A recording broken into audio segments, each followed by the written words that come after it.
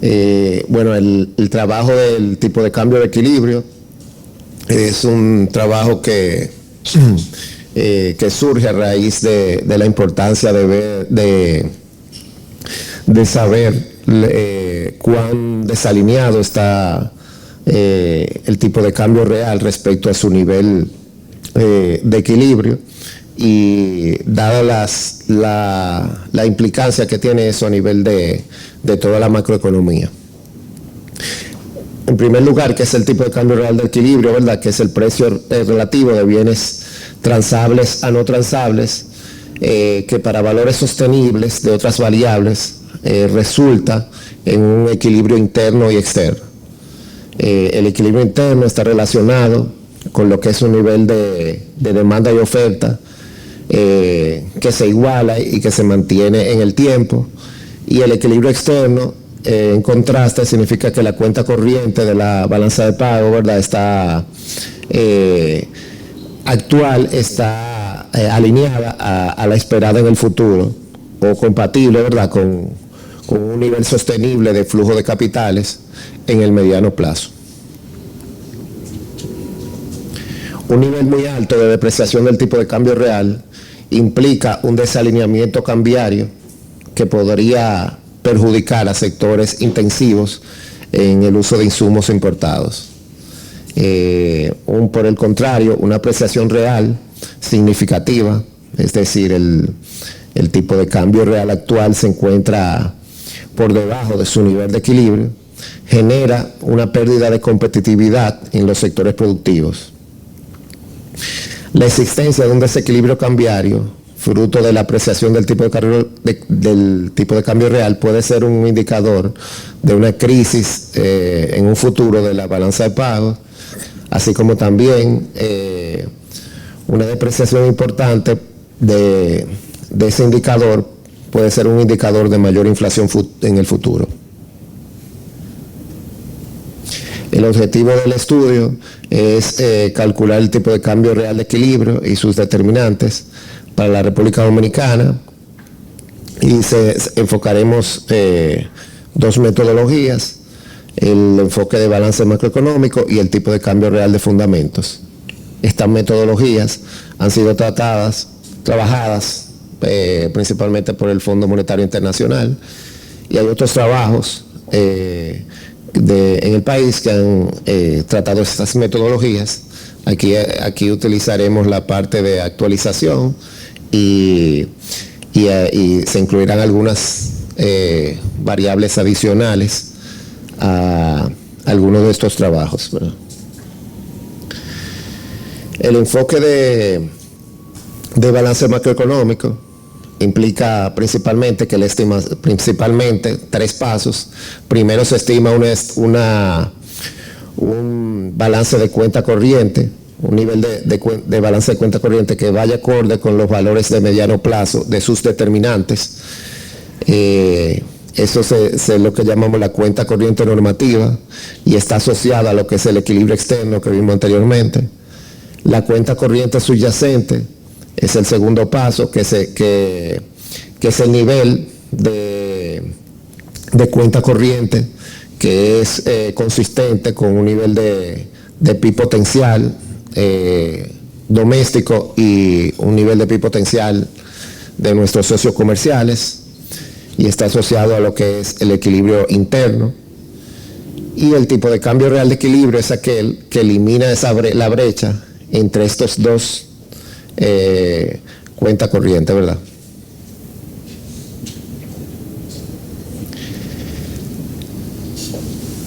Primeramente, bueno, el enfoque de balance macroeconómico se estima entonces la cuenta corriente sobre PIB en función de sus determinantes. Estos determinantes son generalmente estándar a nivel internacional, entre los que se incluyen el gasto público sobre PIB, los términos de intercambio, el diferencial de productividad entre los países, los factores demográficos como son el porcentaje de población envejeciente entre población total, o de población de jóvenes entre la población total, y variables que se están incluyendo en los estudios del Fondo Monetario Internacional últimamente, que son como son el gasto social sobre PIB y variables climáticas. La estimación de la relación entre las variables se realizó con un modelo OLS dinámico en paneles trimestral del 2010 al 2023, donde se incluyeron países de Centroamérica y República Dominicana, y los datos son normalizados entre estos países. Se incluyeron este grupo de países por considerar que son países que estamos relacionados o afectados por los mismos tipos de choques a nivel externos.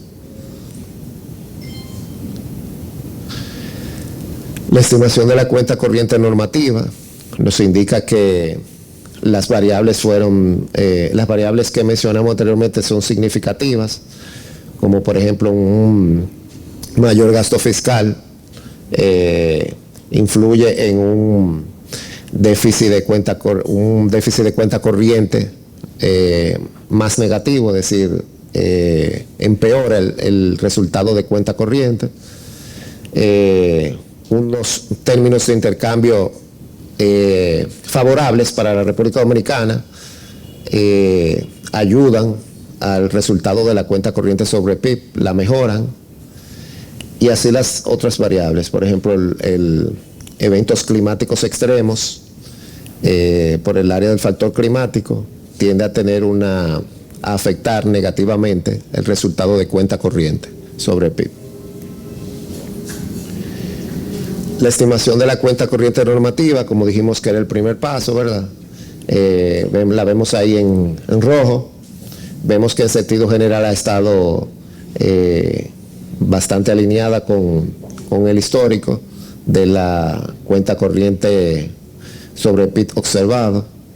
Y vemos quizás en el 2022, en el último año, 2021, 2022, que la cuenta corriente observada estaba en niveles más negativos que lo que indicaría su nivel de equilibrio, determinado por los valores, como dijimos, de tendencia de las variables explicativas.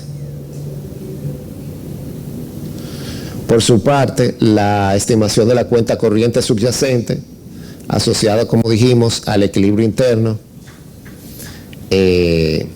donde se determina lo que son las distintas partidas de la cuenta corriente, de la balanza de la cuenta corriente, como son las exportaciones e importaciones de bienes y servicios, y tanto el ingreso primario como las remesas, y se hacen ecuaciones en función de lo que son el PIB dominicano, el PIB de Estados Unidos, el tipo de cambio real. Entonces, y luego se calcula lo que es se hacen ecuaciones, ¿verdad? Y se calcula lo que es el PIB potencial, tanto de Estados Unidos como de República Dominicana, para obtener esta cuenta corriente subyacente, de acuerdo a para cada uno de los componentes de la cuenta corriente. Luego de hacer ese ejercicio, vemos que también, al igual que la cuenta corriente normativa, en sentido general ha estado históricamente asociado a nivel no con desviaciones significativas, y cuando ha habido esas desviaciones han sido temporales y de magnitud relativamente no muy grandes, ¿verdad? La vemos aquí, por ejemplo, de nuevo en el 2021-2022, sí hubo una desviación importante, esto asociado a lo que sabemos, ¿verdad?, de la disminución de los ingresos por turismo a raíz luego de la pandemia del coronavirus, así como también asociado a mayores valores de importaciones por precio del petróleo y por mayores precios del petróleo, ¿verdad? Y hacia otros factores, por ejemplo, la disminución relativa a las exportaciones, dada el menor crecimiento de Estados Unidos en ese periodo. Entonces, el desalineamiento cambiario es estimado utilizando las elasticidades que vimos anteriormente del tipo de cambio real en cada uno de los componentes de la cuenta corriente. Y estos valores de las desviaciones de la cuenta corriente respecto a su nivel de equilibrio, que es el que iguala la cuenta corriente subyacente con la normativa. Las estimaciones se hicieron bajo dos escenarios. En el escenario 1, la cuenta corriente subyacente se estima mediante una estimación de la cuenta corriente en función del PIB dominicano, del PIB de Estados Unidos y del tipo de cambio real, y como aproximación del PIB potencial y del PIB de Estados Unidos se utilizó el filtro Hodry-Prescott. En el escenario 2 se estima la cuenta corriente subyacente con el supuesto de que en los próximos 5 años los valores de las series temporales de los componentes de la balanza de pago se comportan con una tendencia a la mediana histórica del 2010 al 2013. Bajo este escenario, la cuenta corriente subyacente de mediano plazo en 5 años tiene un valor proyectado de menos 3.3% como porcentaje del PIB. Es decir, un déficit de cuenta corriente de 3.3% en el que sería en el año 2027. Este también se proyectó a nivel interno, pero también va acorde con lo proyectado por el FMI al 2027 en el artículo 4, de que ellos proyectan un déficit de cuenta corriente que irá tendiendo hacia el 3% al final, 3.3%. Entonces, bajo este primer enfoque, ¿verdad?, el tipo de cambio real de equilibrio, el desalineamiento cambiario, en el escenario 1 vemos que en el 2022 hay una sobrevaluación de 2.4%, y en el año 2023, el primer trimestre, fue alrededor de 1.1%. En el escenario 2, que es con una balanza de pago de mediano plazo de 3.3%, se ve que hay un nivel mayor, un menor desalineamiento, es decir, que el tipo de cambio real va acorde con lo que es el tipo de cambio real de equilibrio, más acorde, ¿verdad? Este escenario 2, que es muy parecido a lo que utiliza el fondo, ¿verdad?, de las proyecciones de mediano plazo a 5 años, ellos obtienen en su artículo 4 de 2023 y 2024 que el tipo de cambio real hubo una subvaluación de un 1%, es decir, estaba más depreciado de lo que debería estar en el 2022 y en el 2023 de un 1.5%.